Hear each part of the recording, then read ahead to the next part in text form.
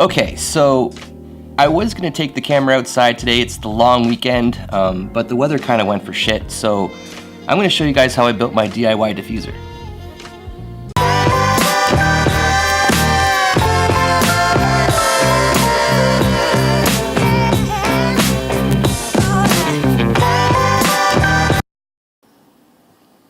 Okay, so before I get into this, let's talk a little bit about what sound does in a space. How does sound interact in a listening environment? So it does three things.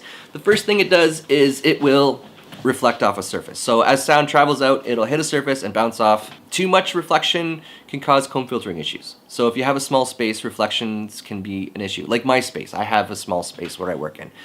Hence the reason why I'm downstairs in the dining room. Second thing that it does is it can absorb. So sound, as it travels out, might hit a material or some kind of surface that will convert that into something like heat energy. Like an absorber that you might buy for a studio, it's actually made out of fiberglass, so the sound hits that and it converts sound energy into heat energy. The third thing that will happen is it'll literally diffuse. So it'll hit a surface and literally spread out evenly among your listening environment, which is really great to help control any like nodal mode issues you might have. Which one's better, diffusion or absorption?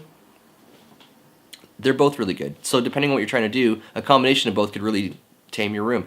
Too much absorption, you might notice a loss of energy because sound is energy traveling in your environment. If it's not bouncing back to you, it will start to feel really dead and actually distracting. This is great if you have an ISO booth, but it's not so great if you have to mix for a long period of time. So I recommend using a combination of absorption and diffusion.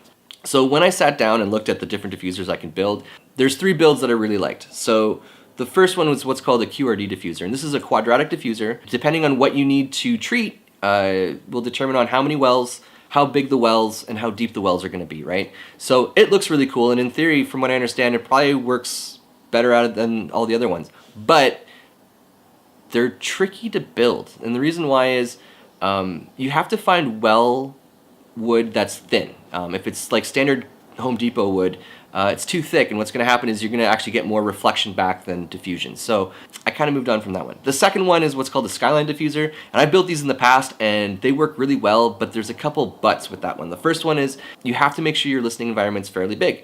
It takes space for these to diffuse properly.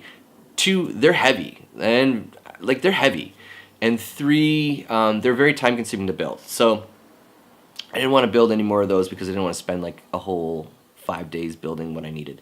The third build that I found was what's called a fractal diffuser. And this one's really cool because it's just really just wood stacked to create a series of steps that will diffuse the sound evenly. And they work really well. If you're interested in this build, you can visit my website, and I have the step-by-step guide plus a quick blueprint that'll tell you on how I built this. So by all means, check it out.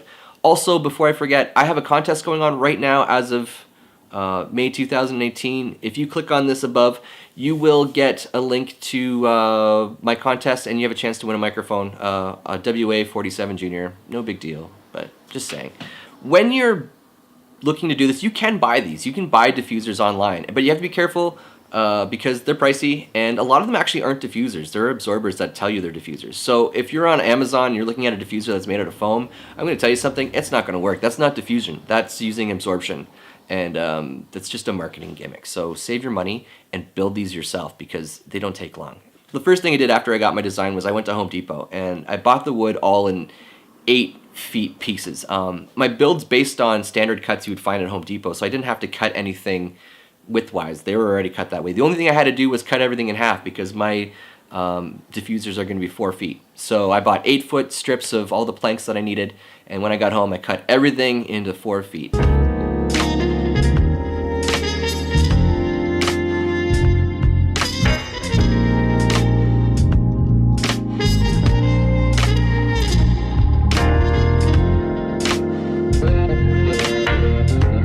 Total amount that it costed me to build this, by the way, was under $100, which is probably like 1/7 the price you'd find them online for. So yeah, it was a no-brainer. Once everything's cut, I sanded everything down to make sure that the surfaces weren't all burry and weren't gonna hurt me because I'm using pine splits. So I just kind of gave everything a good sand, and then went on to the next phase, which was to glue. Gluing, I only have 3 clamps. I should buy more, so the more clamps you have, the quicker this will go. But again, it's not that long.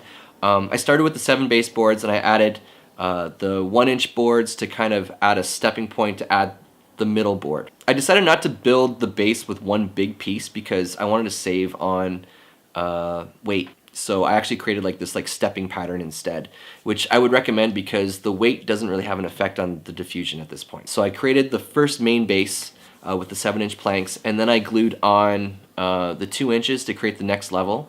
Every time I glued, I'd have to clamp and let it sit for 15 minutes just while the glue hardened. It doesn't take long. It's quick.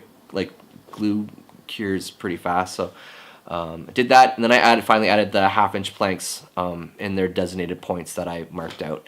That was it. So once I was done, I gave it a final sanding to get rid of any clumps of glue that I might have dropped, because there was a lot, and just to kind of give the surface a little bit more of a finish. And then I decided to finish it with leftover stain that I had from when I did my desk last year.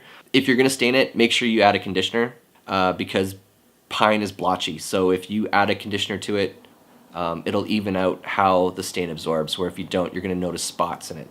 My conditioner was old, I think, because it didn't really work for me, but it worked really well for my desk. So I think that was my issue. Anyways, other than that, I was really happy with it. And because it's light, you can hang it on the wall fairly easy. I picked up Z clips from Home Depot and just hung it like a picture frame, and it's been holding great. So yeah, that's my build. If you have any questions about this, please leave them in the comments. I would love to hear any of your designs. If you have other methods that you would recommend, I'd love to check it out. Eventually I want to do a QRD diffuser because they look really awesome. Also, so yeah, please like and subscribe, and check out my contest, check out my website, and I'll see you guys later.